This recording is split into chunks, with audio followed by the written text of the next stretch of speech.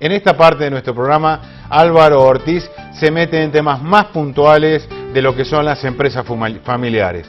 Puntualmente, Álvaro nos va a contar cuáles son los problemas más comunes en las empresas familiares, este problema de la comunicación, que no existen solamente en las grandes organizaciones, en las pequeñas, sino también en las empresas familiares, la mística de las organizaciones y fundamentalmente un proceso que ellos llevan a cabo, que es el tema de la protocolización de las empresas familiares. Esto es una disciplina de un protocolo que se establece para el mejor relevamiento y mejor desarrollo de las empresas familiares. En cuestión de estadísticas, cerca del 60% de los inconvenientes que hacen desaparecer empresas familiares tienen que ver con la conflictiva familiar y con procesos comunicacionales. Cerca del 60%. Tenemos un 10% de esta estadística en donde plantea que otra gran dificultad es la de no planificar un sucesor competente. Eso quiere decir que ya este 70% de problemáticas que aparecen dentro de las empresas familiares son problemas que pueden resolverse. Porque si hablamos de comunicación en la base, es aparentemente muy simple, pero ¿cuántas personas, y esto es cada vez más común, vemos que tienen problemas para decirse cosas? Por las razones que sean, y esas son infinitas porque tienen que ver con cada ser humano, de hecho, las razones de la comunicación.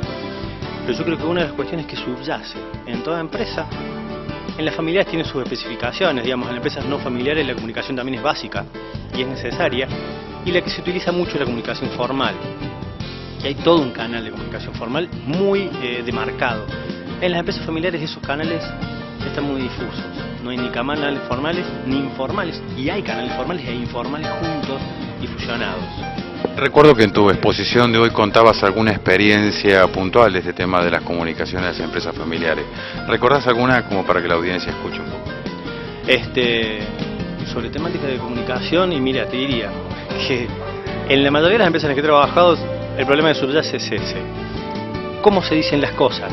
Por ejemplo, cuando un papá le dice a su hijo, lo que vos hiciste fue un desastre, o vos sos un inútil por hacer tal o tal cosa, o vos cuando tenías que llamar a un proveedor no lo hiciste en tiempo y forma y por eso sos un inútil. Esa comunicación parecería ser simplemente eso, un alguien que le dice a un otro que no operó de determinada forma. ¿Qué pasa en la cabeza del hijo? Porque el hijo no va a responder ni va a escuchar desde el lugar de empleado. El lugar de empleado común diría, no hice, me merezco un determinado calificativo, quizás no el de inútil, pero sí me merezco el calificativo de inoperante o de maloperante en esas circunstancias. ¿Qué hace un hijo? Automáticamente ese mensaje dice, ¿por qué mi papá me dice que soy un inútil? Que no sirvo. Si me dice que soy inútil y no sirvo, en realidad hay algo alrededor del amor. Y entonces no me quiere tanto. Y si no me quiere tanto, ¿por qué no me quiere tanto? Y entonces aparecen dos variables muy lábiles o complejas en una situación que podría no serlo cuando se habla. Porque papá dijo, no hiciste algo, punto. Hijo se quedó pensando, si no se habló, el papá me dijo, porque no sé qué pensaba de mí cuando me miró, cuando me dijo, y yo que no sé qué.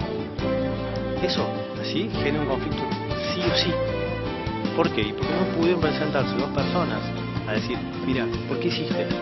¿Por qué no hiciste? ¿Qué pasó? ¿Que te demoraste? Y el otro podría decir, mira papá, me demoré por esta razón, porque en realidad el proveedor no me atendió, porque no lo pude localizar, porque estaba de viaje. Y no llegamos ni al inútil, ni al no amor, ni a ninguna de esas cosas, porque quizás no las había. Porque es así.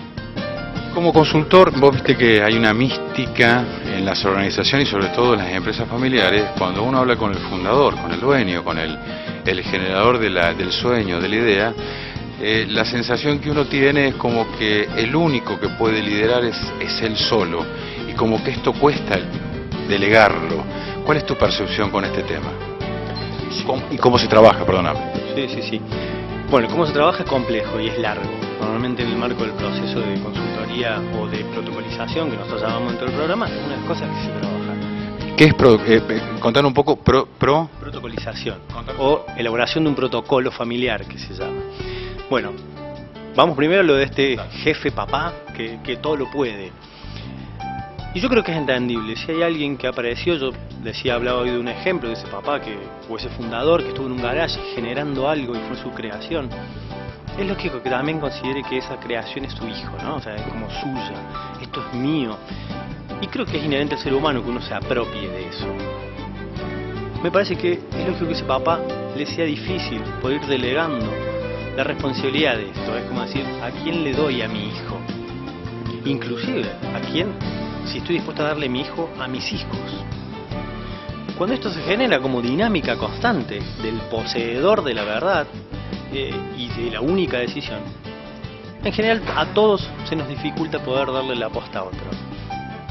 Porque nadie lo va a hacer mejor que uno mismo.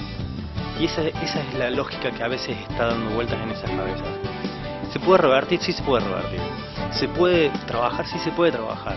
Hay empresas con las que va a ser más difícil que con otras, porque las personas a veces son más difíciles que otras.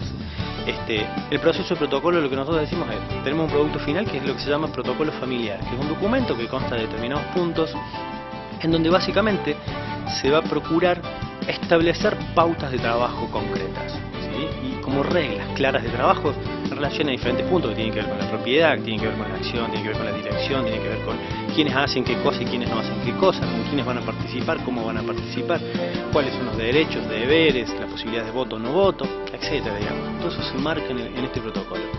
Pero como consultores nosotros sabemos una cosa: no es tan importante el producto final, o sea, el protocolo documento, como el proceso.